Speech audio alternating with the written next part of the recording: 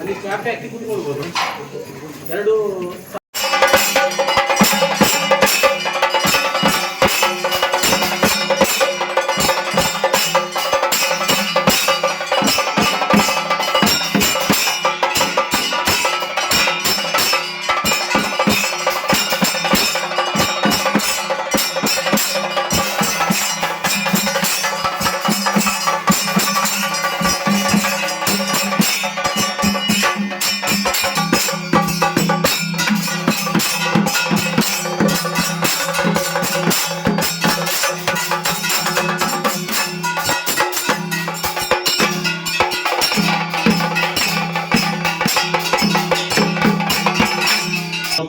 वेदान्ते च प्रतिष्ठितः तस्य प्रकृतिलीनस्य यः परः स महेश्वरः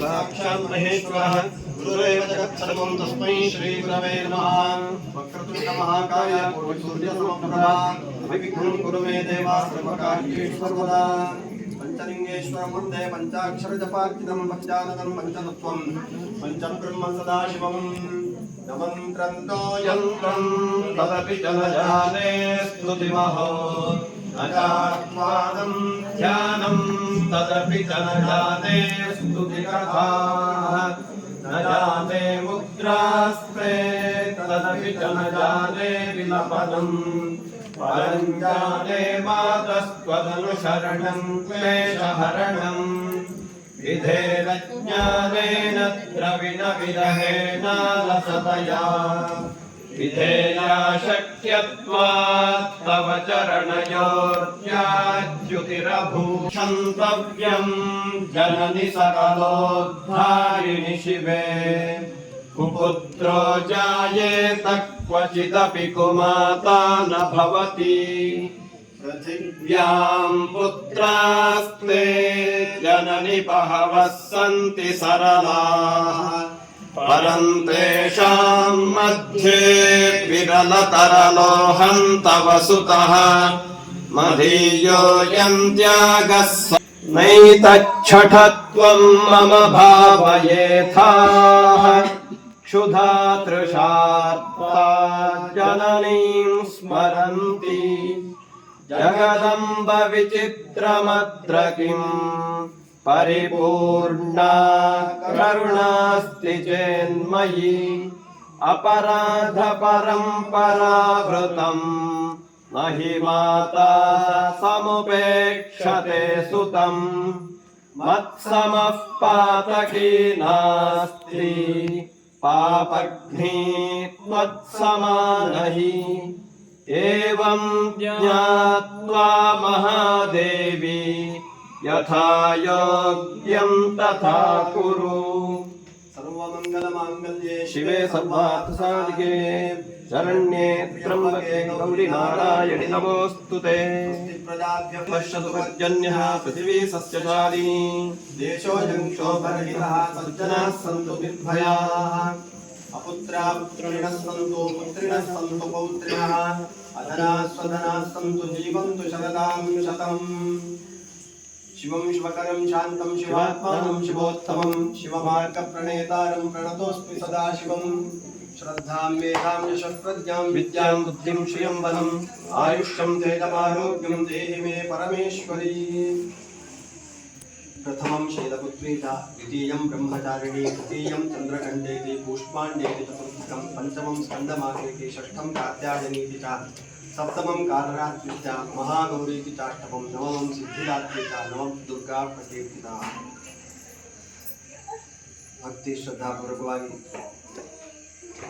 ಪ್ರಥಮ ದಿವಸ ಪಾಡ್ಯದಿಂದ ಪ್ರಾರಂಭವಾಗಿ ಇವತ್ತು ನವಮಿ ಪರ್ಯಂತವಾಗಿ ನಾವು ಬೇರೆ ಬೇರೆ ಸೇವೆಗಳನ್ನು ದುರ್ಗಾ ಮಾತೆಗೆ ಸಮರ್ಪಣೆ ಮಾಡಿಕೊಂಡಿದ್ದೇವೆ.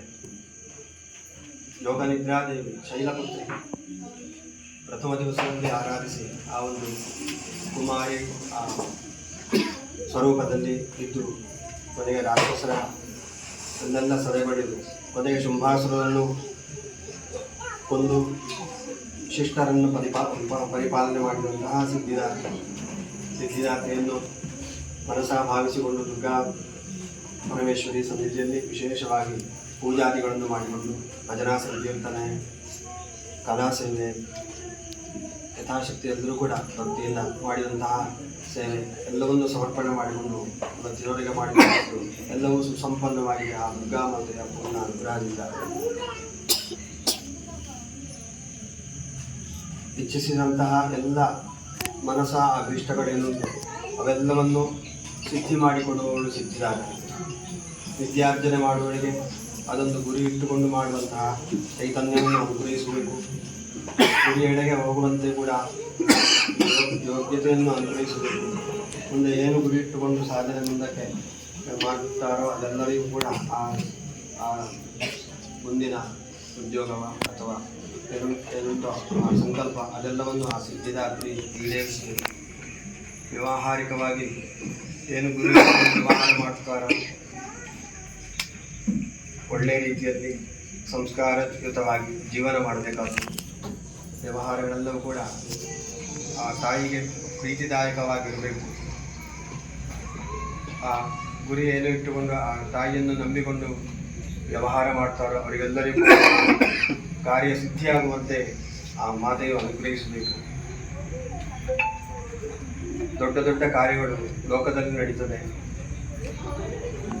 ಎಲ್ಲವೂ ಕೂಡ ಒಳ್ಳೆ ರೀತಿಯ ಕಾರ್ಯಗಳಾಗುತ್ತದೆ, ಒಳ್ಳೆ ರೀತಿಯ ಕೆಲಸಗಳಾಗುತ್ತದೆ. ಪ್ರಕೃತಿಗೆ ಸಹಜವಾಗಿರುವಂತಹ ಕಾರ್ಯಗಳಾಗುವಂತಹ ಯೋಗವನ್ನು ಅನುಗ್ರಹಿಸಬೇಕು.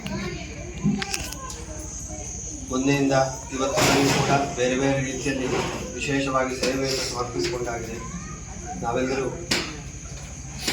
ಯಾವ ಯಾವ ಜ್ಞಾನವನ್ನಿಟ್ಟುಕೊಂಡು ಯಾವ ಬುದ್ಧಿಯನ್ನಿಟ್ಟುಕೊಂಡು ಮಾಡಿದ್ದೇವೋ ಅದರಲ್ಲಿ ಅನೇಕ ಥರದ ತಪ್ಪುಗಳು ಬಂದಿರಬಹುದು.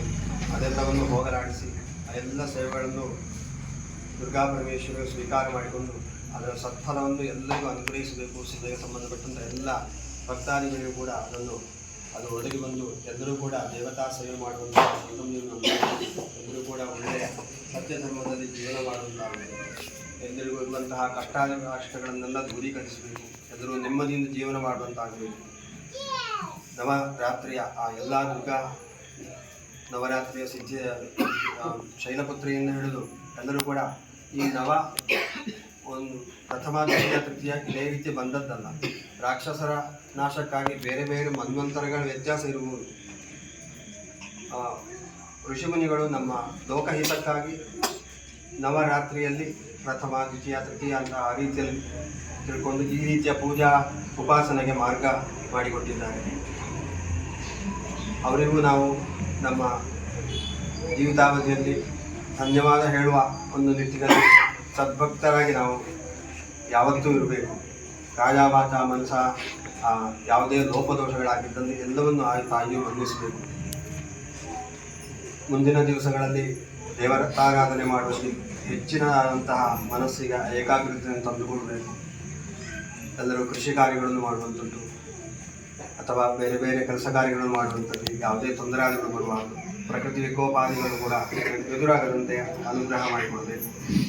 ಎಲ್ಲರಿಗೂ ಕೂಡ ಸುಜ್ಞಾನವನ್ನು ಕರುಣಿಸಬೇಕು. ಸದ್ವಿದ್ಯಾ ಬುದ್ಧಿ ಯಾವತ್ತೂ ಕೂಡ ಒದಗಿ ಬರಬೇಕು.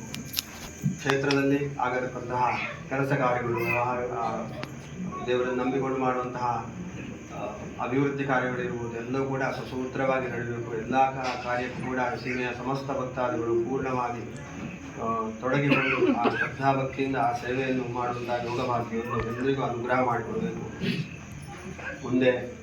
ಮುಂದಿನ ಡಿಸೆಂಬರದ 5ನೇ ತಾರೀಕು ರಾಜಕುಂಭ ದೈವದ ಪುನಃ ಪ್ರತಿಷ್ಠೆ ದೈವಜ್ಞರ ಸೂಚನೆ ಪ್ರಕಾರ ಅದು ನಡೆದುಕೊಂಡು ತಂತ್ರಿಗಳ ಮುಖೇನ ಆ ಕಾರ್ಯದಲ್ಲಿ ಕೂಡ ಎಲ್ಲರೂ ಭಾಗವಹಿಸುವಂತಾಗಬೇಕು. ದೈವಗಳ ದೇವತೆಗಳ ದುರ್ಗಾಮಾತೆಯ ಎಲ್ಲರ ನಮ್ಮ ಧರ್ಮದ ದೈವಗಳಿರ್ಬೋದು, ನಮ್ಮ ಕುಲದೇವರಿರ್ಬೋದು, ಎಲ್ಲ ರೀತಿಯಲ್ಲಿ ಕೂಡ ಅನುಷ್ಠಾನಗಳನ್ನು ಸೇವಾದಿಗಳನ್ನು ಮಾಡಿಕೊಂಡು ಒಳ್ಳೆಯ ರೀತಿಯಲ್ಲಿ ಬದುಕುವಂತಹ ಒಂದು ಸುಜ್ಞಾನವನ್ನು ದೇವಿಯು ಅನುಗ್ರಹ ಮಾಡಿಕೊಡಬೇಕು. ಎಲ್ಲರಿಗೂ ಆರೋಗ್ಯವನ್ನು ಕಲಿಸಬೇಕು.